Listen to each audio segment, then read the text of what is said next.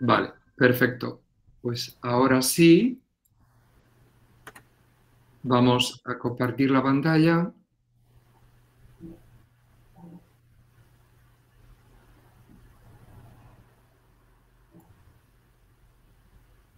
¿Y volvéis a verlo todo bien? ¿La presentación? Sí, Sí. Perfecto. Pues nada, es la sesión de hoy, la información científica y sus flujos, investigar en tiempos líquidos, unos y ceros en la nube, buscar, citar, investigar las reglas del juego del mundo científico, del mundo académico, podríamos decir.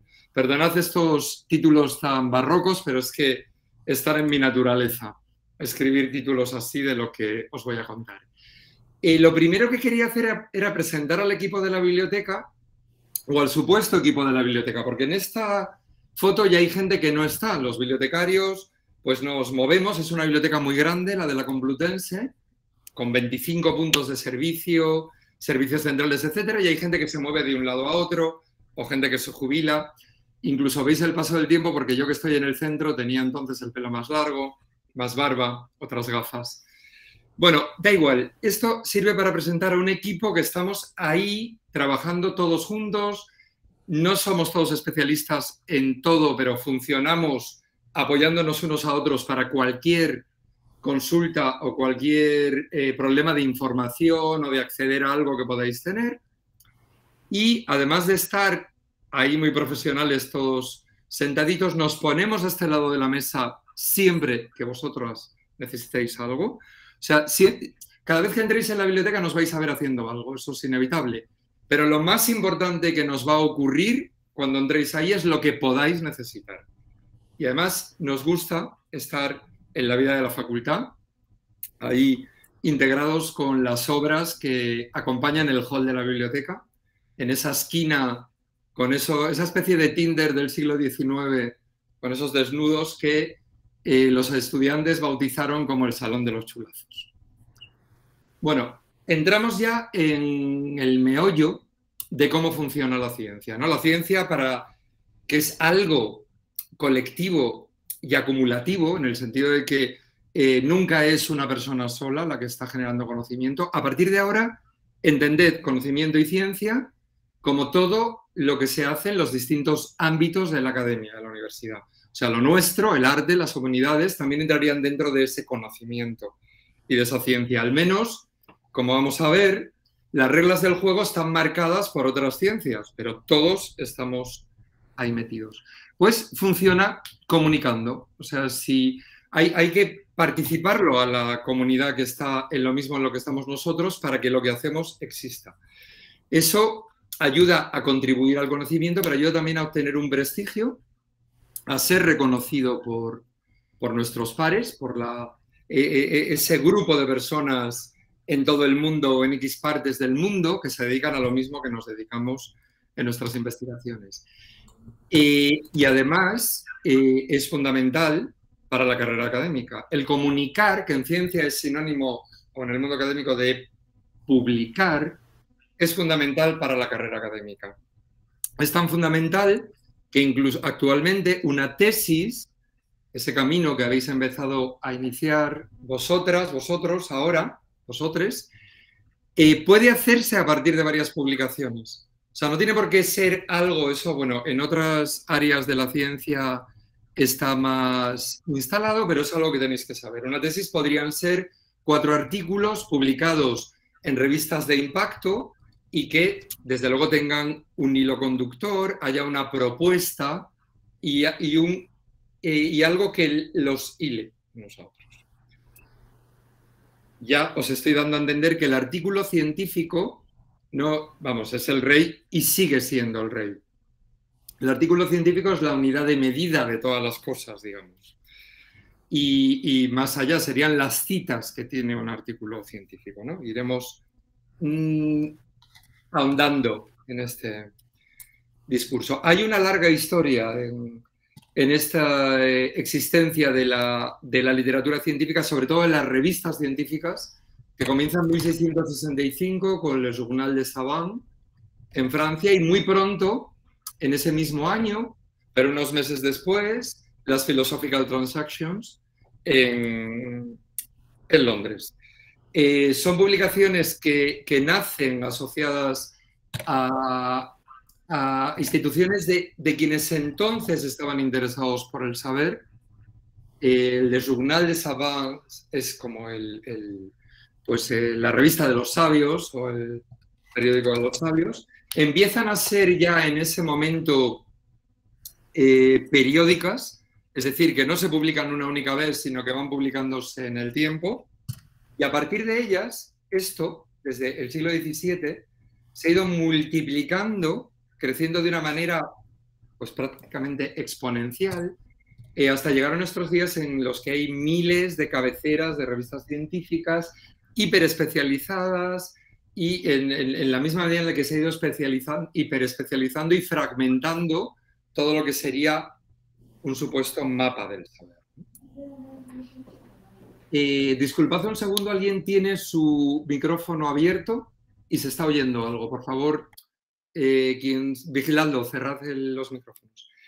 En humanidades, hay que tener, esto es importante, los libros también cuentan. O sea, en humanidades es importante lo que se publica en los libros, porque las revistas en humanidades no funcionan, ni la información en humanidades o incluso en algunas áreas de ciencias sociales no funcionan con ese vértigo que tienen otras ciencias en la que la obsolescencia es altísima, en la que se publica mucho, con mucha urgencia, en revistas que son muy citadas y donde prácticamente no hay presencia de monografías. En humanidades las monografías siguen teniendo, los libros siguen teniendo peso y siguen siendo importantes.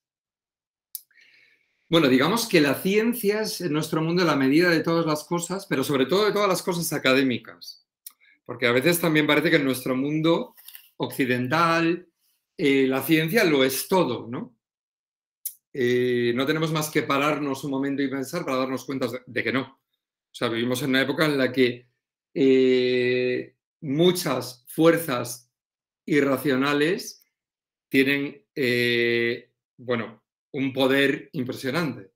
Y también vivimos en un momento en el que sabemos que la misma ciencia, digamos que está derribando algunos de esos muros que ha construido de la razón científica donde se conserva el conocimiento. Justo, pero ha coincidido, justo esta mañana me gusta leer mientras me levanto muy pronto y mientras tomo el primer té del día.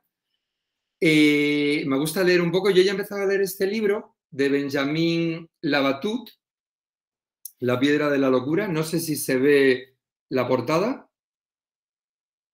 ¿Que alguien me diga? Sí. Sí. Vale. Sí. Gracias. Pues en este libro de Benjamin Labatut, La piedra de la locura, él, que tiene un libro muy interesante publicado en Anagrama, que se llama algo así como Un verde esplendoroso, ahora no me acuerdo, es muy alucinante. Bueno, habla de la ciencia, habla de la creación artística también a través de Lovecraft y de Philip K. Dick, de escritores, y habla de ese terreno que lo irracional parece ganarle a la ciencia desde dentro de la propia ciencia.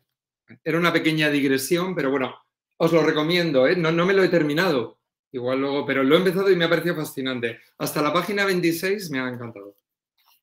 Y bueno, como hablaba de este tema, bueno, por eso, porque la ciencia es la medida de todas las cosas académicas, los artículos son el paradigma de la comunicación científica, aunque hemos visto, os he nombrado ya que en humanidades los libros tienen mucha importancia. Las citas son la medida del éxito de esos artículos, del éxito de una revista, hasta de los mismos libros, aunque en humanidades se cita menos y a menos velocidad de lo que se hace pues, en las ciencias puras, en física, en matemáticas o en química, o de lo que se hace en biología o de lo que se hace en medicina, por ejemplo. Luego es muy importante la obsolescencia, aunque también en humanidades es menor. Esa pasión de todos los investigadores por acceder a lo último y lo último, o sea, en algunas disciplinas un año es demasiado tiempo. Y luego también se ha impuesto una manera de escribir, una manera determinada de escribir que no siempre cuadra con pensar. Hay disciplinas, la nuestra podría ser, pero por ejemplo la filosofía, que se puede pensar mientras se escribe, lo mismo que se puede pensar mientras se habla, o muchas veces se piensa haciendo. Pero la manera instaurada de lo que sería un escrito académico, a veces, va en contra de lo que es pensar o de lo que es una determinada manera de pensar. O sea, tanto en la investigación desde prácticas artísticas como en la filosofía, como en la misma manera de acercarnos a según qué asuntos de la historia, no tiene sentido escribir haciendo una introducción, una presentación de lo que vamos a ver, un desarrollo y unas conclusiones. Aunque esto que estoy diciendo se asemeja mucho a cómo os van a pedir que hagáis la tesis, pero es cierto que para determinadas prácticas artísticas y para determinadas maneras de pensar, o determinadas formas de pensar según disciplinas o según acercamientos, eso no tendría sentido. Dentro del mundo académico, ¿qué se busca con las publicaciones? O sea, es imprescindible comunicar, es imprescindible que esa comunicación sea a través de una publicación y se busca eso que se llama el impacto. El impacto tiene que ver ahora mismo con las herramientas que lo miden, al menos con que tenga el máximo número de citas posible. Os adelanto ya que esto lo vamos a ver también en la tercera sesión, en la de criterios de calidad para analizar las publicaciones científicas, ¿vale? Lo vamos a ver, va a aparecer más. Este impacto ha generado algo que podría denominarse impactolatría. La impactolatría, pues, hace que haya algunas revistas que son muy importantes porque tienen muchísimas citas y que haya otras que parece que no existen porque no entran dentro de las más citadas. Pero eso también sabemos que no es así. Sabemos que no es así no solo porque a veces nos interesa publicar en una revista que no es que no está en los primeros puestos del reconocimiento de impacto. ¿Y por qué nos puede interesar ahí y publicar ahí? Pues porque se acerca a la línea de investigación que nosotros desarrollamos, porque es una publicación, una revista en la que publican muchas cosas que nos interesan y las leemos. En fin, que esto tiene también, lo volveremos a ver en la sesión del 2 de febrero. Y el impacto. Tened en cuenta que el impacto tiene que ver con las citas, o sea, tiene que ver con cuántas citas tiene un artículo en un determinado tiempo, pero eso el impacto se lleva al impacto que tiene una revista, un artículo, una investigadora, investigador, una universidad, incluso por países, todo eso se mide.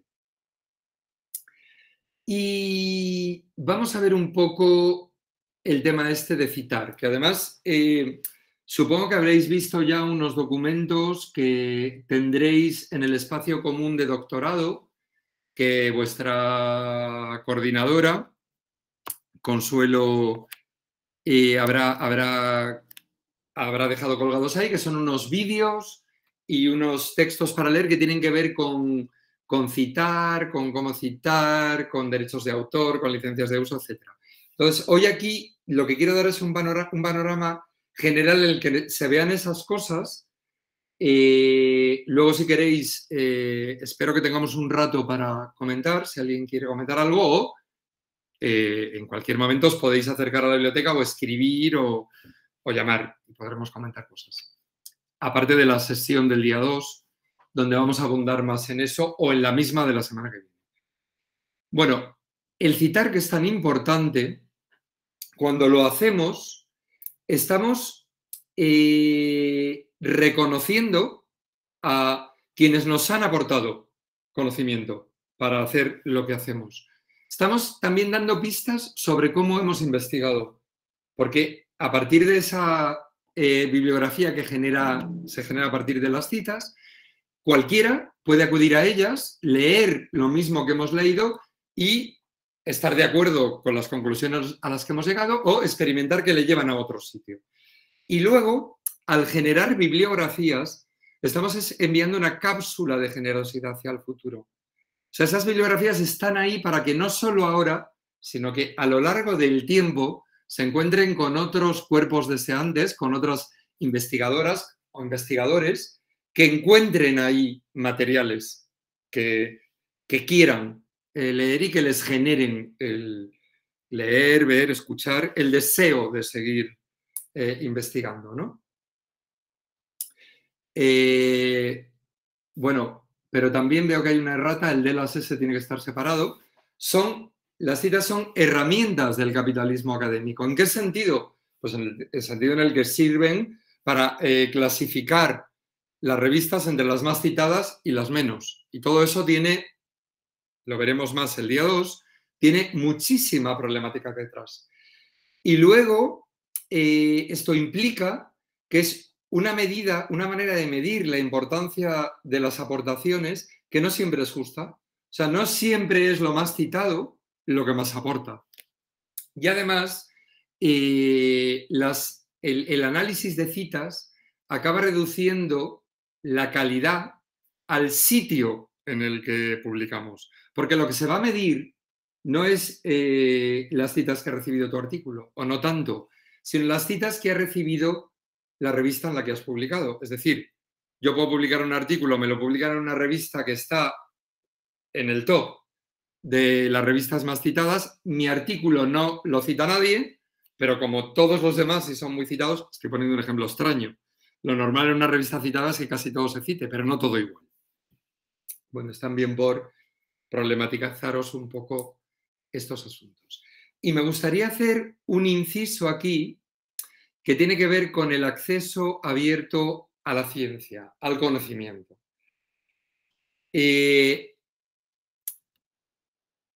Perdón, que le he dado para atrás. Es esa puerta que se abre al campo, se abre al mundo abierto, ¿no? Una de las declaraciones más importantes para el acceso abierto, que es un movimiento que nació a principios de los 2000, nació en el momento en el que estaba claro que Internet podía permitir la difusión de cualquier tipo de conocimiento a través de todo el mundo y que llegara a cualquiera que tuviera una conexión a Internet, ¿no? Ya para ese momento, el 99% de las revistas académicas tenían una versión online. Ahora yo creo que todas. Lo que ha ocurrido es que muchas que tenían versión en papel ya no lo tienen, ya solo son online. Y ya en aquel momento, al menos las instituciones de educación superior en cualquier país tenían conexión a Internet. Entonces, lo que plantea este movimiento y la Declaración de Berlín del 2003 que firmaron pues, el MIT, Stanford, Harvard, Oxford, la Humboldt University, la Sorbonne, la UCM, la Universidad Complutense de Madrid, ha firmado casi todas las universidades del mundo grandes y sobre todo las más importantes del mundo tienen firmada esta declaración.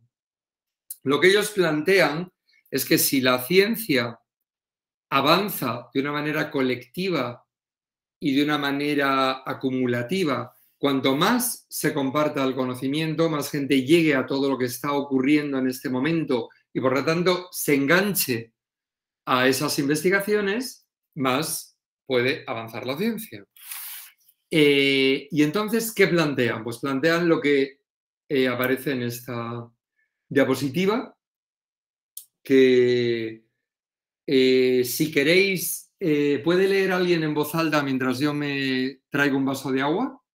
¿Alguien quiere leerlo en voz alta, por favor? Que ponga Hola, ¿qué tal?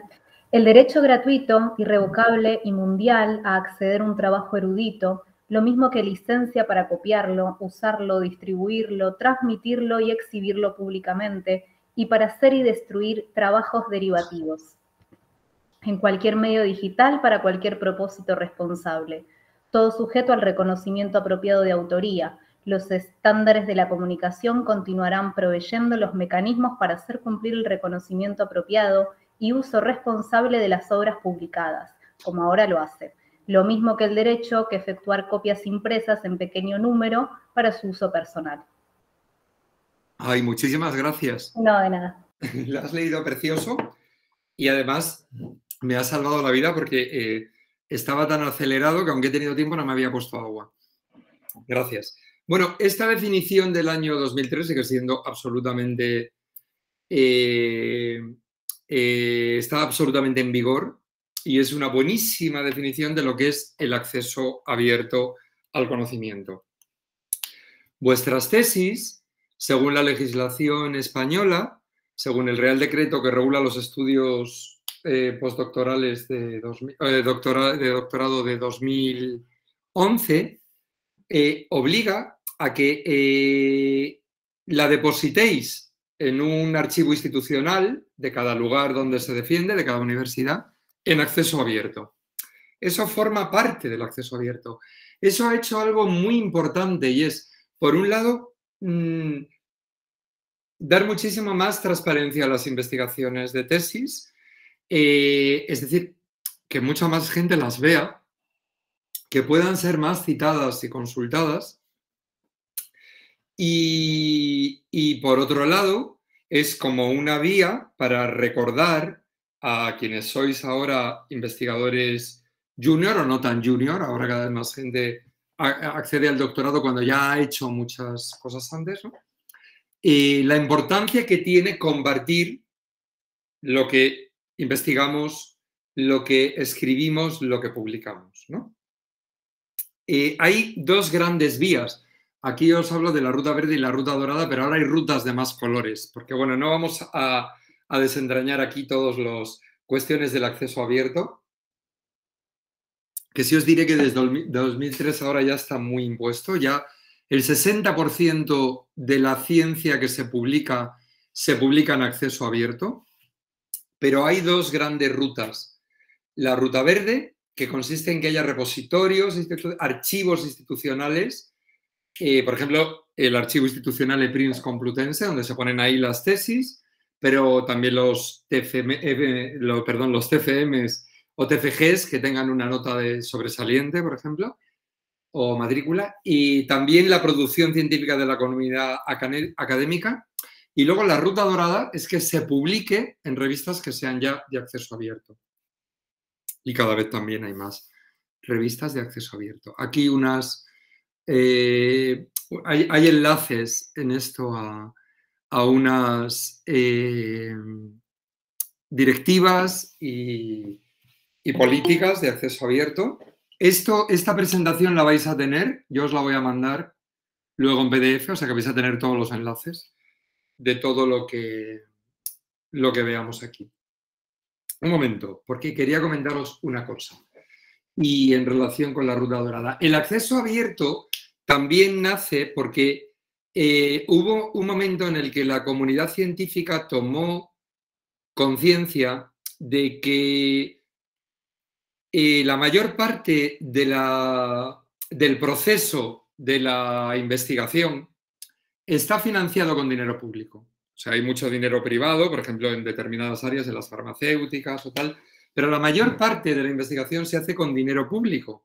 O sea, son equipos de investigación, laboratorios, seminarios, aulas, bibliotecas, personal docente e investigador pagado con dinero público en universidades o en centros de investigación. Además, sus grupos de investigación reciben dinero de la Unión Europea o de las comunidades autónomas o del propio gobierno de cada país, todo eso es dinero público. Pero luego resulta que una gran parte de la publicación científica está en manos de empresas privadas, de grandes multinacionales que imponen los precios. O sea, son unos precios que no son bajos y ellos los imponen. También veremos un poco más el día, en la tercera sesión, el día 2 de febrero, alguna cosa más. Y entonces, todo se paga con dinero público, pero a la hora de publicar ahí, a partir de ese momento, quien quiera consultarlo, tiene que volver a pagar. Cuando todo el proceso, incluido la revisión por pares, que insisto, veremos con más detalle, el día 2, se hace sin que los protagonistas de eso cobren. Entonces, el acceso abierto también es una manera de decir, bueno, lo que se hace con dinero público ya está pagado y que sea accesible para todo el mundo sin tener que volver a pagar. Aparte de esa utopía técnicamente realizable de que todo el mundo pueda acceder a todo. Pero además de estas ventajas de que todo el mundo pueda acceder a todo, de que por lo tanto se comparta más y se pueda avanzar más, ¿qué ocurre? Que el acceso abierto nos da mucha más visibilidad y genera también nuevas oportunidades de evaluar la investigación. El próximo día lo veremos también.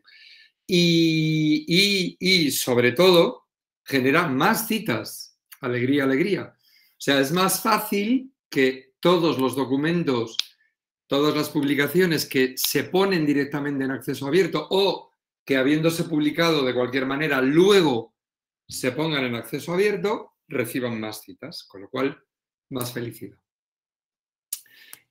OpenAIRE es un sitio que recoge todos los archivos institucionales de acceso abierto y también repositorios no solo institucionales, sino también temáticos que quieran ponerse ahí. Están muchos, es mundial y tendréis ahí el enlace, ya os digo que os lo mando si no me da tiempo hoy, mañana mismo.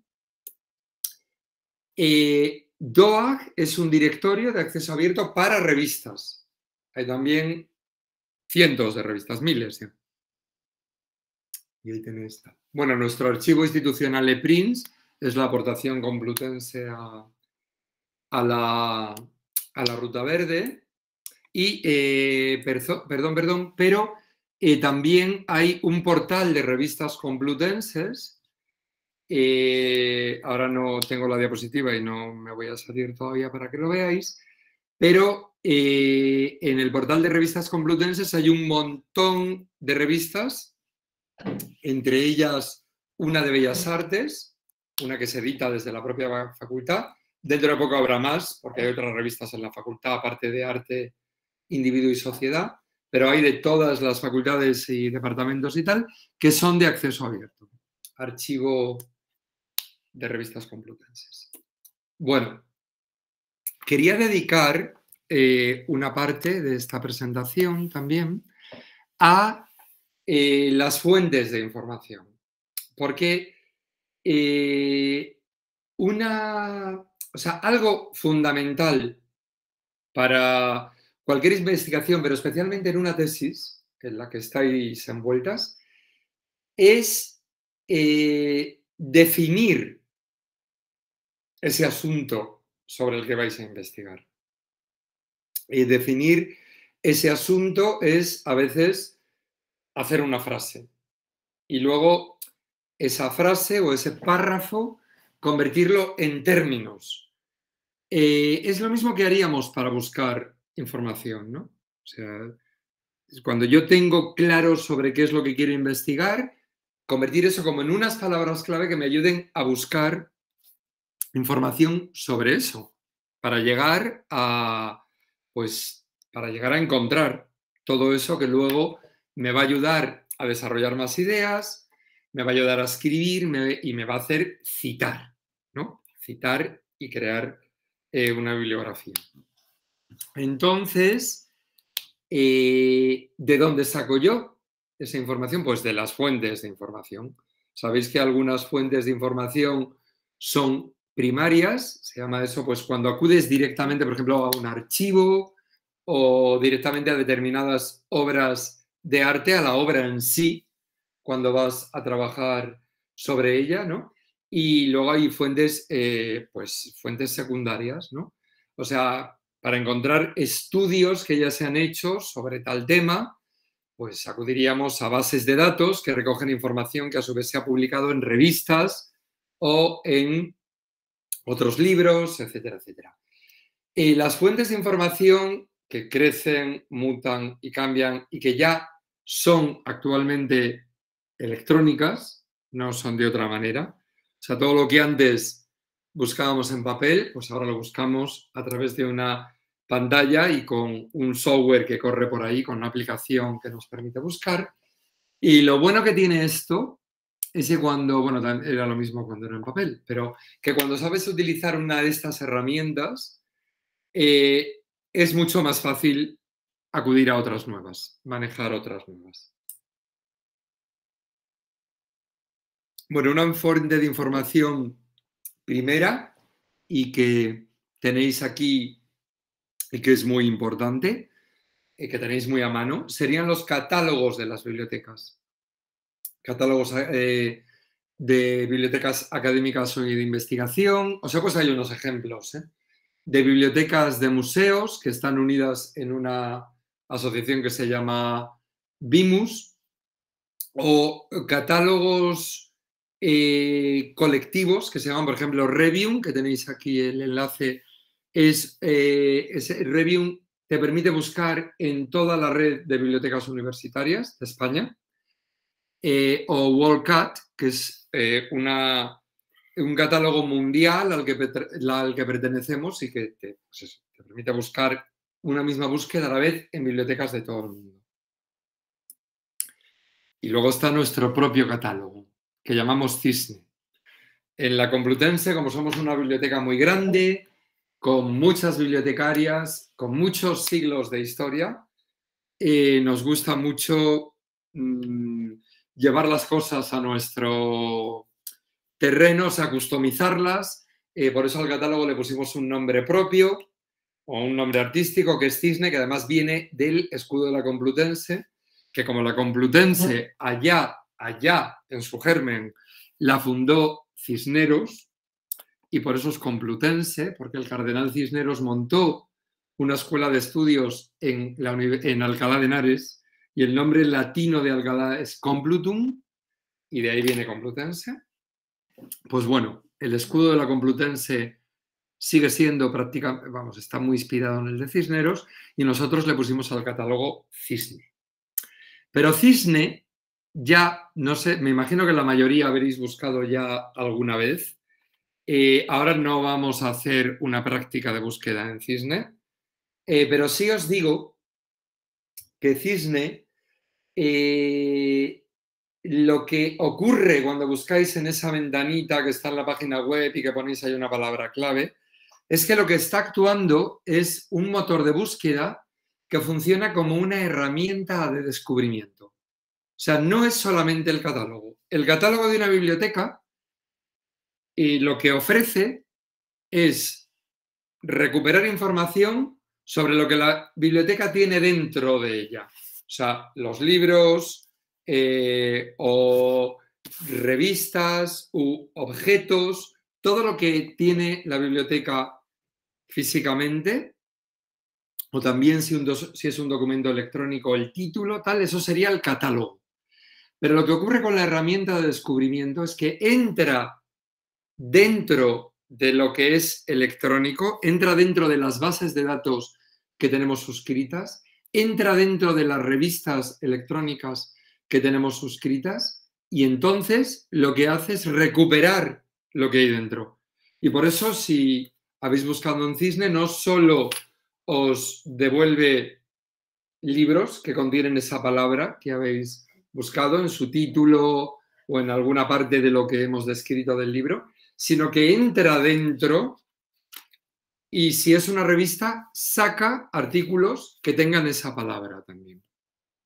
Luego, espero que esto se entienda, si no luego estoy yendo también un poco deprisa para que tengamos un tiempo para poder comentar cosas, ¿no? Si a alguien del tirón en el momento se le ocurre algo que quiera preguntar, por favor, ponedlo en el chat, ¿vale? Yo no lo voy a ver, pero Antonio lo va viendo y luego lo comentamos, si lo queréis hacer así para que no se os vaya de la cabeza. También con idea de poder conservar esto grabado, la grabación que salga, que la podamos subir, ya veremos, y no quiero interrumpirlo demasiado. O sea que ya Cisne nos devuelve muchas cosas que no poseemos, pero a las que tenemos acceso. tenemos una suscripción, pues entra dentro de esa suscripción y saca esos documentos electrónicos en la respuesta a la búsqueda.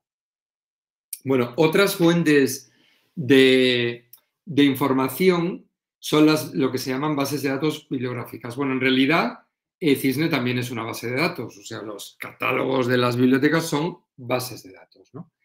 Entonces, yo aquí os he recogido algunas de generales y otras de otro tipo que son más especializadas y que vais a tener los links y que en la sesión de la semana que viene, para ver cómo funciona Zotero, vamos a entrar en alguna de ellas para llevar información que rescatemos de ahí, que obtengamos de ahí y que nos interese guardar, llevárnoslo a Zotero. Eso lo veremos en la práctica la semana que viene. Bueno, una base de datos general y que tiene información de todo tipo, también de humanidades, aunque nació muy centrada en las ciencias puras y en la biología y tal, pero hay de todo, es la Web of Science. Ahí tiene No vamos a entrar a verlas, ¿eh? Ya os digo que ahora solo os las nombro, están los links y ya alguna de estas sí que entraremos para ver cómo se busca en ellas y el propio miércoles próximo. Otra es Scopus, también interdisciplinar. Aquí tenéis el enlace para poder llegar a ella. Bueno, no el enlace a Scopus, el enlace a la biblioteca para ver cómo funciona Scopus. Y el próximo día yo creo que esta la veremos. GStore, que es una base de datos que recoge revistas, muchas revistas de humanidades, muy en la onda historia, pero hay muchas cosas ahí también. Dialnet. Es muy probable que muchas conozcáis ya Dialnet porque tiene mucha información en castellano y es también multidisciplinar. En Dialnet vamos a entrar seguro el próximo miércoles. Art Full Text, que es una base de datos especializada en arte, como su nombre indica, y con la ventaja de que lo que hay dentro suele, en la mayor parte de los casos, darte acceso al texto completo. AATA es una base de datos, especializada en conservación y restauración. Es de acceso abierto, o sea, no hay que suscribirse. La mayoría de las que hemos visto antes sí, tanto Web of Science como Scopus como GStore hay que pagar. Desde la Complutense se paga y por lo tanto hay una entrada. Mientras estéis haciendo el doctorado no vais a tener problema mientras estéis matriculadas para acceder. Becin también está especializada en conservación y también es de acceso libre para todo el mundo. Pero ambas, tanto ATA como Becin, las tenemos también catalogadas en Cisne para que puedas entrar desde nuestra selección de bases de datos de la biblioteca, etcétera. El próximo día lo veremos un poco en detalle dónde está todo eso. Y bueno, algo que sí que os quiero recalcar, que es importante para que podáis utilizar la biblioteca con más intensidad. Es muy sencillo, es tener activo y controlar vuestro correo UCM y ese password para que entréis en lo que se llama en mi cuenta, en la página de la biblioteca, y podáis ver ahí qué es lo que tenéis en préstamo y podáis reservar libros. Todo funciona con el correo y el UCM y el password. O podéis renovar los libros que ya tenéis prestados, que los podéis renovar muchas veces, a no ser que alguien lo haya reservado. Entonces, no. Entonces os pediremos que lo devolváis y para que pase a esa otra persona que lo reservó. O para conectaros a servicios como estas bases de datos de pago que hemos visto, o revistas electrónicas de pago desde fuera del campus, o para que nos solicitéis comprar un documento. Es algo que podéis hacer algo que sea muy importante, un documento que sea muy importante para vuestra investigación y que no lo encontréis en la biblioteca, nos podéis pedir que lo compremos.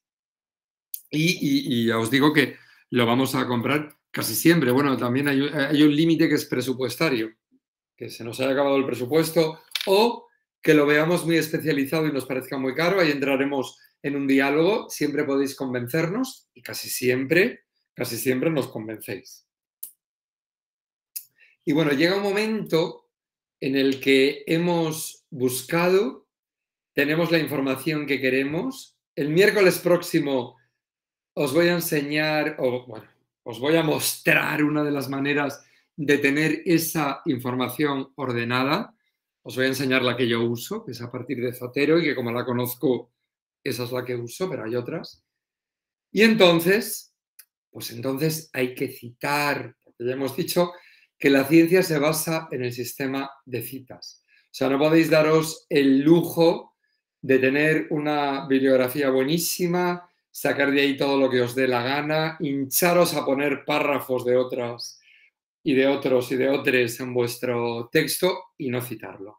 No podéis, porque eso no sería ético y además tenemos que señalar lo que es nuestro, o sea, más bien lo que no es nuestro, ¿no?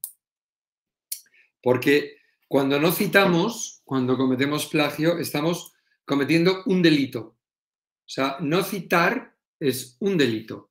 Bien, es verdad que estáis investigando y vais a defender la tesis en un país en el que ha habido, bueno, en los últimos años, quienes vivís aquí lo habréis seguido más fácilmente o quizá también quienes no, siguiendo la prensa, ha habido multitud de denuncias de plagios y algunas, bueno, el exrector de la Rey Juan Carlos fue denunciado y demandado por un plagio clarísimo que se vio y ni siquiera tuvo que dimitir como rector. O sea que, bueno, es verdad que vivimos en ese país un poco especial, pero igualmente suele tener sus consecuencias plagiar. Y desde luego legalmente te pueden denunciar. O sea, la ley de derechos,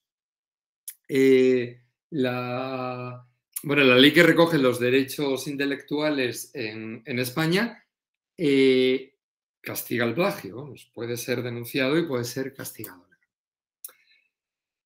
Hay aquí este tema que vamos a ver un poco por encima porque lo tenéis en esos vídeos y en esos textos que ya desde la biblioteca os pusimos por adelantado, que supongo que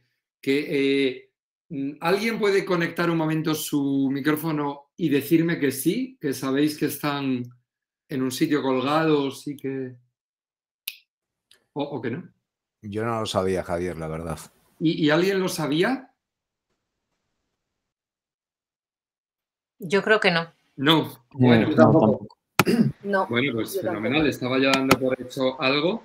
Bueno, no os preocupéis, esto tiene fácil. Es que como cada año hay nuevos estudiantes de doctorado y hay cosas que hacemos para los que empiezan ese año, pues en fin, se ha podido quitar de ahí. Pero bueno, eso es algo que no es más que volver a subirlo y os avisaremos. O sea, muchas cosas en las que no estoy entrando en detalle, tenéis ahí unos vídeos que se ven muy rápido y tal, y unos textos para leer.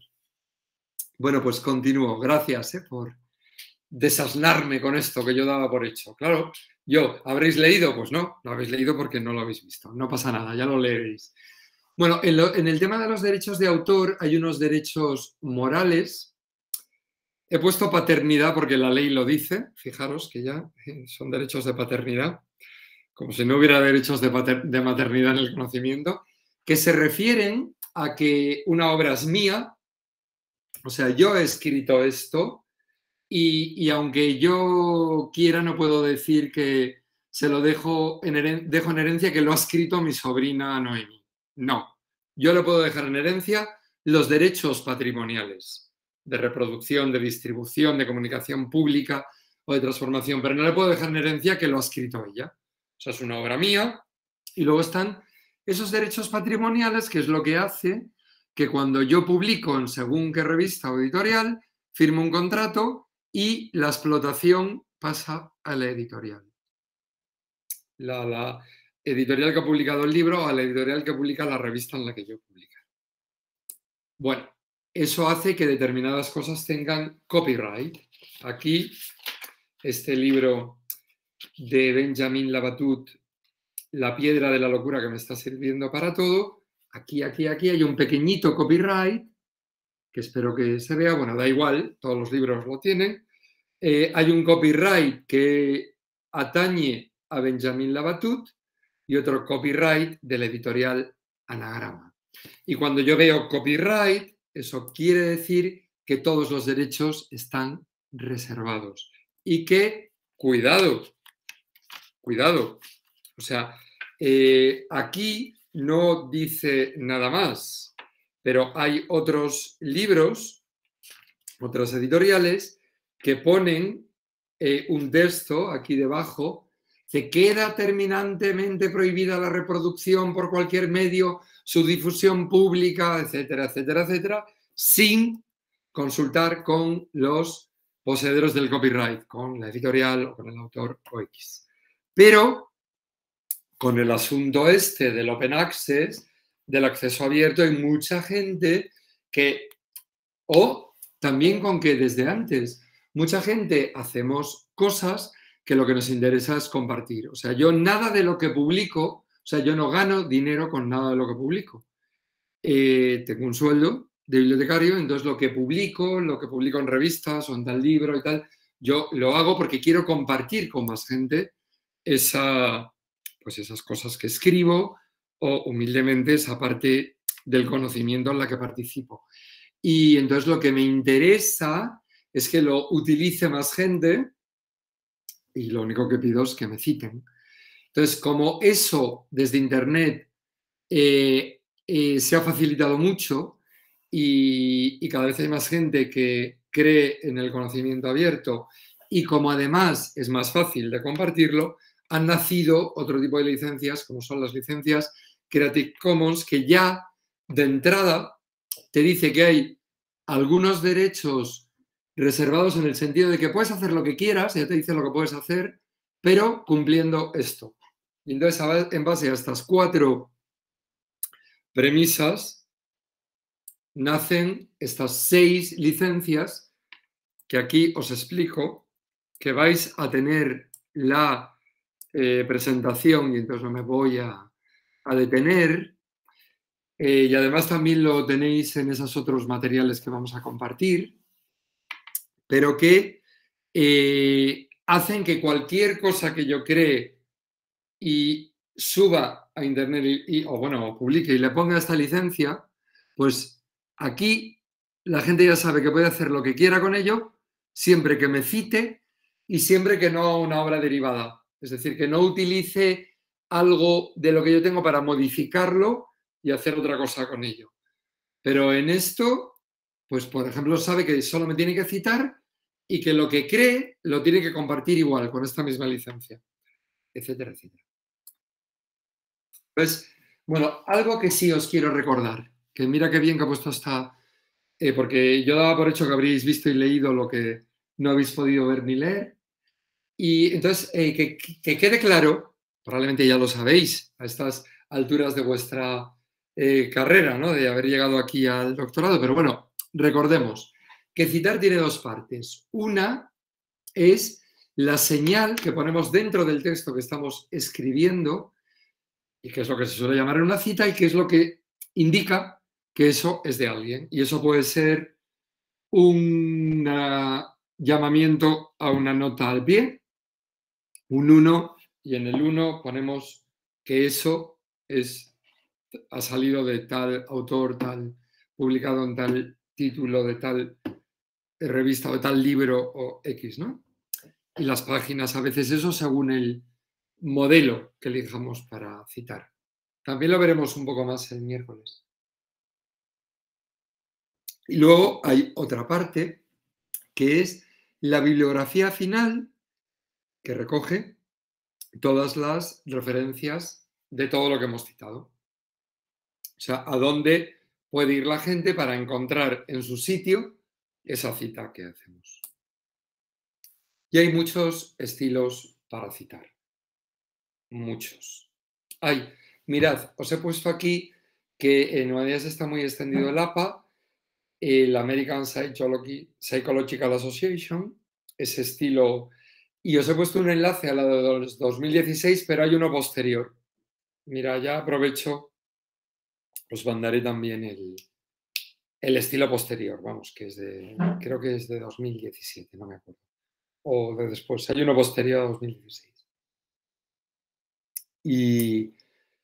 Y lo que ocurre es que tenéis que elegir un estilo, habladlo con vuestras tutoras o tutores, a ver qué estilo os conviene usar más para citar, porque también cuando queréis publicar un artículo, pues tendréis que usar el estilo que os pide la revista, o si vais a publicar en una editorial, qué estilo utiliza la editorial. ¿Qué pasa con...? O sea, hay muchos estilos, muchos. Y hay unos más impuestos en unas disciplinas que en otros. Y eso lo que hace es que nos acostumbremos a leer con un estilo o con otro. Yo, por ejemplo, estoy muy acostumbrado a leer en estilos, que son varios, de autor-título, de autor-año, en los que dentro del propio texto aparece un paréntesis con el apellido del autor y el año. Para la gente que está más acostumbrada a las notas al pie, pues eso le pone de los nervios. Dice, ¡y qué lata que te interrumpa la lectura! Es una cuestión de costumbre. Pero puesto que vuestro tribunal de tesis normalmente va a ser de una determinada área de conocimiento o de un determinado campo de ese área, pues por eso conviene que habléis con vuestro tutor o tutoras o tutora para que os aconsejen sobre cuál puede ser el más adecuado, ¿no? Para que luego el tribunal de la tesis no lo encuentre como raro ese estilo al leerlo. Bueno, esto que os digo parece una anécdota, pero es importante. Y pensad, tened en cuenta que hay muchos estilos de cita, ¿vale? Más que tartans, más que telas de falda escocesa. Y que lo importante es no perder el estilo. Bueno, eso es importante en cualquier cosa que hagamos, pero al citar es fundamental no perder el estilo. Elegir uno, el que decidamos, y utilizar ese estilo, no añadirle nosotros, pues sí, el estilo dice que hay que poner el título así, pero yo lo pongo así. No, eso no se puede hacer. Y bueno, recordad, estoy terminando la presentación esta, pero no lo que yo os quiero contar. Recordad que en la biblioteca, estamos para ayudaros. Entonces, voy a salir, voy a dejar de compartir esto, pero os quiero enseñar otra cosa.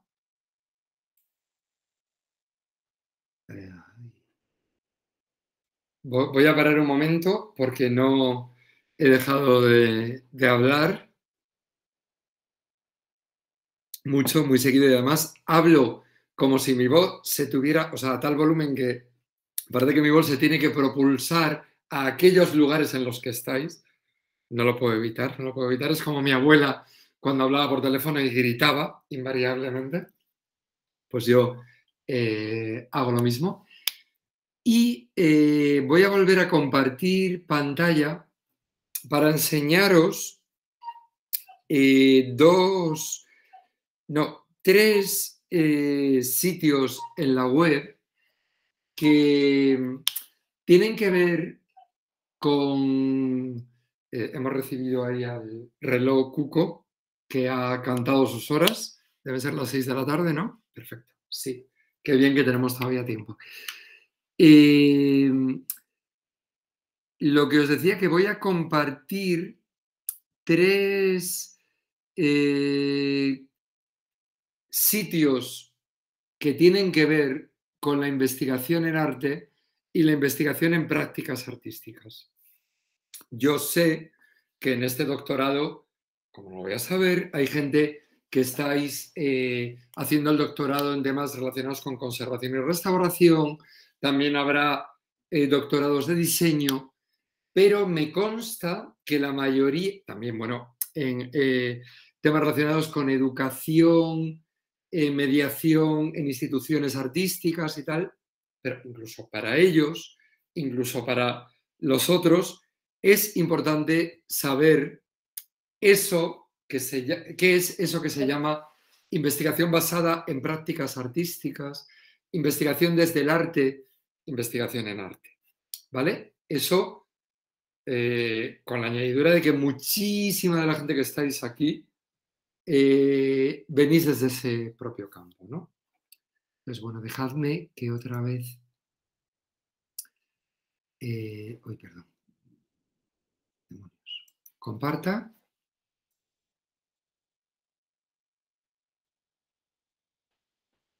Y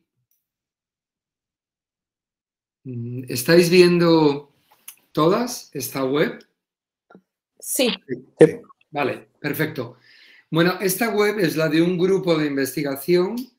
Hay muchos en la universidad y muchos en la facultad, pero si os pongo este es porque está directamente relacionado con la conexión entre arte e investigación. Y bueno, aquí veis la presentación.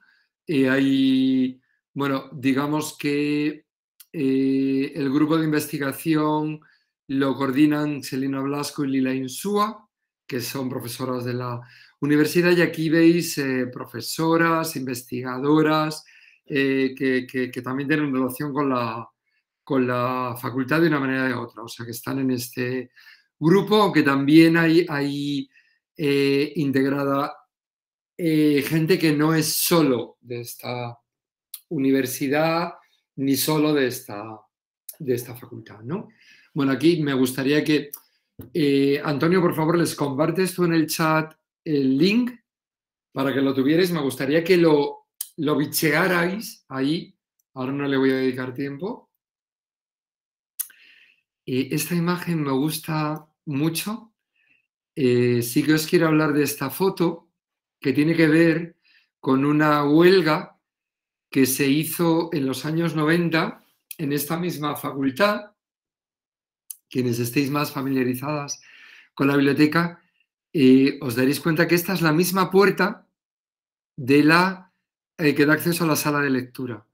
Pero entonces, en los 90, todavía tenía esas puertas que en el resto de accesos están conservadas. Ahora no, ahora hay una puerta de cristal más amplia que se abre automáticamente. Entre esa puerta de cristal y esta hubo otra, bueno, pues de estas con marco marrón muy blindada. Y cuando se hizo ese encierro, que fueron muchos días de los estudiantes encerrados en la universidad pidiendo un cambio en el plan de estudios y pidiendo un montón de cosas en la reorganización de la vida de la Facultad de Bellas Artes, y les debemos mucho, o sea, muchas cosas que en ese momento generaron esa huelga y ese encierro, ahora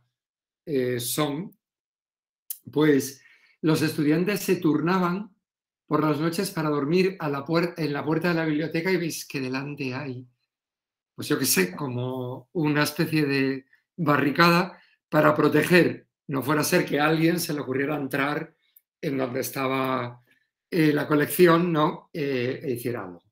Era una defensa de la biblioteca y ¿cómo llamarlo? Un dormir cívico, ¿no? En ese encierro.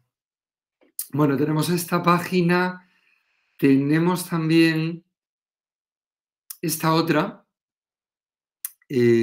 investigar con la tele prendida, que hace, por favor les pones, Antonio, también el link. Es un proyecto que tiene un investigador, Anto Rodríguez, que hizo su tesis en la Facultad de Bellas Artes de Cuenca y que ahora, con una beca Margarita Salas, y tiene esa beca le permite estar en una instancia de investigación de 3 años con este grupo de investigación. Va a estar integrado aquí, o sea que vais a conocer a Anto, aparte de por lo que tiene ahora mismo en la biblio. Si voy a la página de la biblioteca, vaya, demonios. En la página de la biblioteca veis aquí investigar con la tele prendida, que es lo que da acceso a esta otra. Bueno, leéroslo un poco para saber de qué va. Ya ha hecho algunas cosas, ya ha dado una conferencia. Hubo también una inauguración, que fue una conferencia cantada. Bueno, en fin, ahora es muy difícil siempre ha sido difícil enterarse de las cosas que pasan en la facultad. Ahora es todavía un poco más difícil con el, digamos, con el desengrase que ha ocurrido con la pandemia. Pero bueno, os informaremos y os vais a enterar de cosas y algunas irán directamente relacionadas con vosotras, con vosotros, incluidas algunas de las que haga Anto, ¿no? Ahí podéis ver más cosas. Es el caso de una tesis hecha desde ese lado, desde la práctica artística, que ha generado esa especie de instalación, exposición en el espacio de la biblioteca, no solo en el pasillo, sino también dentro. A quien le interese después de leerlo, buscadlo, y que va a ir generando conferencias cantadas, encuentros, charlas, nuevas investigaciones. Va a haber también otras instalaciones que van a hablar a partir de la que ha hecho Ando. En fin, hay Y os quería hablar también de cápsulas fuentes, que aquí está recogido en este link. Por favor, también, Antonio, se lo pones en el chat. Esta es la cápsula fuente 3, algo que ocurrió en 2003, pero ahora mismo está ocurriendo ya una cápsula fuente 4 con una investigadora que está haciendo la tesis en la facultad, que no sé si está conectada. Laukia, ¿te has conectado a la sesión? Sí, aquí estoy. Hola, Laukia. Bueno, pues Hola. Laukia está conectada. Esto, o sea, la intención no era hablar hoy de lo que estás haciendo tú, porque habrá un seminario público, o sea, ocurrirán más cosas, irán ocurriendo más cosas, y ya os iréis enterando más, sino solo de que existe y podáis ver aquí estas cosas, ¿no? Y parece que queda tiempo, pero está muy bien, quiero que quede ese tiempo. No importa si nos despedimos antes, pero sí que importa, cuando lo queramos dar por terminado, sí que importa que ahora yo voy a dejar de presentar y sí que importa, vamos a seguir grabando, pero porque luego se podrá editar y tal, pero ahora sí que me gustaría, si os parece, que primero, si queréis comentar algo, podéis hacerlo directamente o sea, abriendo el micrófono. ¿Vale? ¿Os habéis puesto ya alguna cuestión? ¿Hay algo puesto en el chat? Ahora yo lo puedo mirar. ¿Alguna pregunta? Hola, Javier. Hola, Elena. Gracias por la presentación. Quería preguntarte que has comentado algo de Zotero. Sí. Me imagino que lo daremos ahora, ¿no? ¿O es algo que nos va a mostrar ahora? Sí, no os lo voy a mostrar ahora. Zotero va a ser la sesión del miércoles próximo, Vale, del entendido. día 26.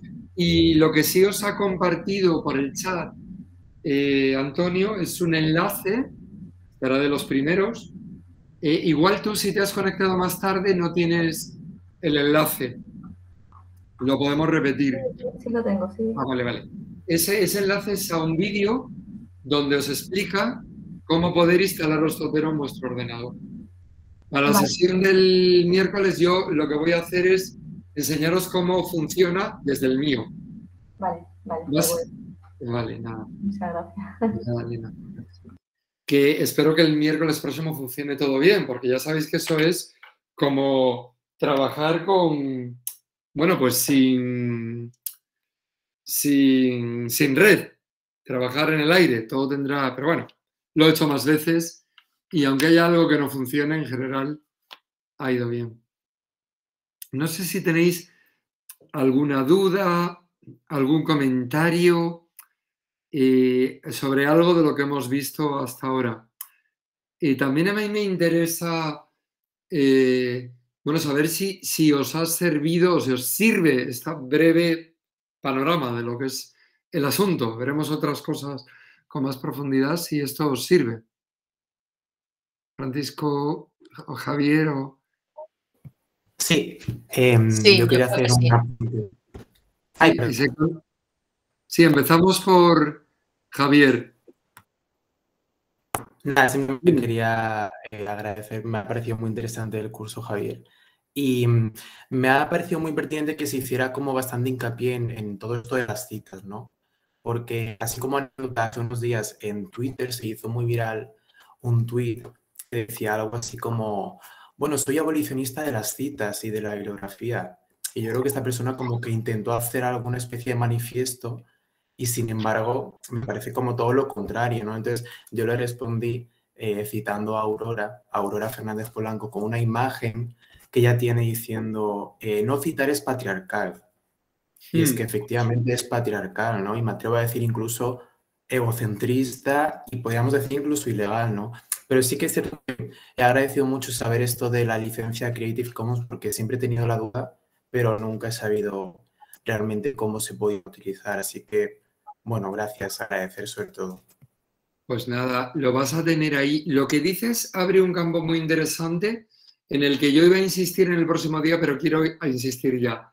Vi ese tuit, yo en Twitter no tengo cuenta, pero no hago nada. La biblioteca tiene cuenta, pero yo no la llevo. Pero, ahí se me ha caído bueno, da igual, la caperuza del bolígrafo. Que lo vi citado y estoy totalmente de acuerdo. Y citar no citar es patriarcal y citar también puede ser luchar contra el patriarcado, porque al citar podemos tener muy claro a quiénes queremos reconocer, quiénes queremos que sean las personas que no solo citamos, sino que luego ponemos en la bibliografía. Y podemos tener ese interés y ese cuidado, pues, porque haya presencia de mujeres, en lo mismo que lo pensamos cuando organizamos un encuentro o tal, que no ocurra eso de que sea todo, por ejemplo, pues eso, una gran mesa donde están representadas distintas formas de pensar por parte de distintos señores. Y no hay señoras, eso no. Pues al citar igual, incluso podemos elegir citar fuentes, personas, saberes que no tienen una autoridad.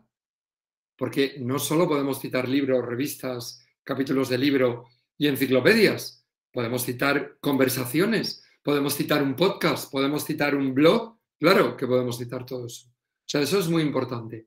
Y disculpad, corté a alguien que se conectó después, que no sé quién era, Elena o quién era, para que hable quién iba por el otro lado. No sé quién era. Era yo, solamente quería preguntar Sí. si nos recomiendas que nos instalemos para el próximo día lo de Zotero y trasteemos un poco para que ya sepamos de que los que no tenemos ni idea, como es mi caso. Sí, mira, para los que no tenéis ni idea, yo sí que recomiendo que os instaléis Zotero en vuestro ordenador, aunque luego no lo vayáis, aunque luego prefiráis usar otro gestor bibliográfico. Porque no tanto porque ese día estéis haciendo lo mismo. Yo creo que durante la sesión del próximo miércoles me interesa que miréis lo que yo hago. Bueno, también un poco si podéis compaginarlo, pero sobre todo que veáis lo que se puede hacer y que luego, sin que pase mucho tiempo, intentéis hacerlo vosotros también, para lo cual es bueno que tengáis instalado Zotero. Sí, instalároslo. Luego, si no tal, pues lo desinstaláis y Santas Pascuas. De acuerdo, ¿Vale? muchas gracias. Nada, María. Y una preguntilla. Sí, otra María. Por ejemplo, Sí. en mi caso, que llevo años utilizando Mendeley, Sí. ¿instalamos también Zotero para probar? No. A ver, para quienes llevéis años usando Mendeley o Reworks o EndNote, pues es que ya sabéis. Lo único que, o sea, sí conectaros en la sesión del miércoles, porque, bueno, igual digo algo que os sirve para algo, o también me podéis ayudar a mí, porque lo que yo os voy a enseñar a hacer lo hace cualquier gestor. Yo lo hago con Zotero y por eso enseño Zotero, pero Mendeley también lo hace. De acuerdo, muchas gracias. Nada, María. No sé si alguien más quiere comentar. Javier, yo, Nicolás. Nicolás. Hola. Bien, gracias. No, iniciaste tu charla hablando pues de la importancia y el centro de los documentos científicos como pues el eje, ¿no? de la investigación científica. Pues yo me preguntaba, tú como bibliotecólogo y tú como pues de tu profesión y como académico, ¿qué opinas de otras formas de producción que también, digamos, han estado en segundo lugar? Y lo digo porque nosotros, pues me imagino una mayoría de nosotros también, digamos, hacemos arte, hacemos objetos que se podría pensar, por ejemplo, de una exhibición, de una exposición o de un cuerpo de obra o de una obra artística, si tiene, digamos, el valor o en algún momento podrá tener el valor que puede tener ahora los documentos como demostración, pues, de investigación científica. Vale, Nicolás. Bueno, aquí hay dos cosas. Tened en cuenta que al entrar, como ocurre en España, en otros países no es así. No en todos los países es así, pero en España los estudios de arte están dentro de la universidad. Entonces, alguien estudia un grado en Bellas Artes, tiene ese grado, puede hacer un máster y puede hacer el doctorado, como es vuestro caso. Y para doctorarse tiene que hacer una tesis. Y una tesis es una investigación. Y una investigación ocurre, o sea, lo que ocurre en una investigación es algo que se desarrolla de una determinada manera. Ahora bien, teniendo en cuenta que, como os acabo de enseñar, hay un grupo de investigación que os he enseñado la web, y tenéis el link ahí en el chat, que se dedica precisamente a la investigación desde la práctica artística. Os he puesto el link de un investigador que es Santo Rodríguez, que ha hecho una tesis desde su práctica artística. Una tesis que os recomiendo que veáis la instalación que tiene en la biblioteca para que os hagáis una idea. Y también un proyecto, Cápsulas Fuentes, en el que está implicada la biblioteca, que tiene que ver con artistas que hacen su tesis.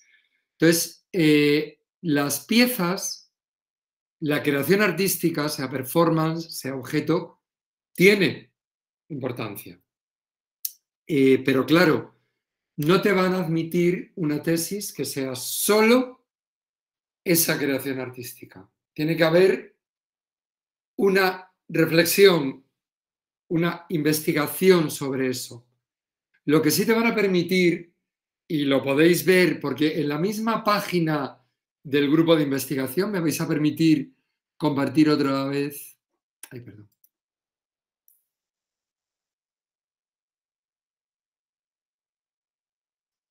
Voy a... Perdonad. Voy a compartir pantalla.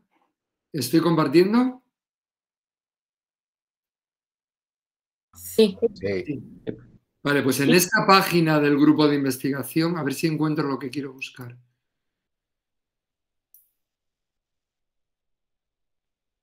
Sí, aquí está.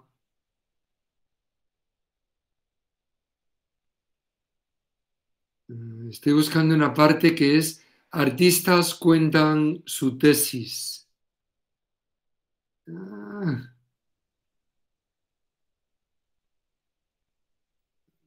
A ver, ¿dónde está?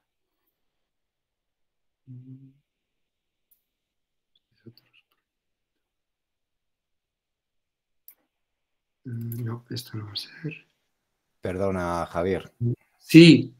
Mira, con respecto a lo que comentas tú y lo que comentaba el compañero, es verdad que dentro de la tesis hay un tipo de tesis que te permiten realizar, que es una tesis apoyada en un producto artístico. Sí. Entonces, por un lado presentarías lo que es el producto artístico y por otro lado esa parte, por así decirlo, teórica, metodológica de investigación.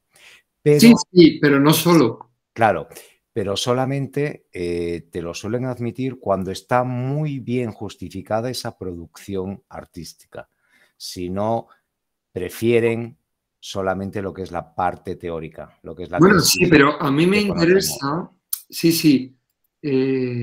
No, en alusión a lo que comentaba el compañero. Sí, me interesa mucho que veáis aquí artistas que cuentan su tesis.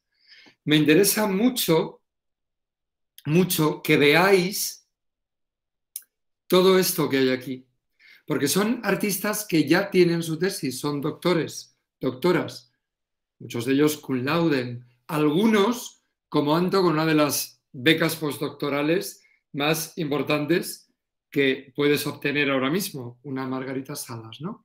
Y para que veáis ahí hasta qué punto la academia está abierta o se le puede forzar a que se abra a otras maneras de pensar la tesis, ¿no?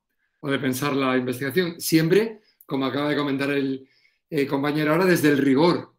Siempre, por supuesto. No vamos a ver el vídeo aquí, que no nos va. Pero, bueno, eso quería. No sé si alguien más quiere comentar algo.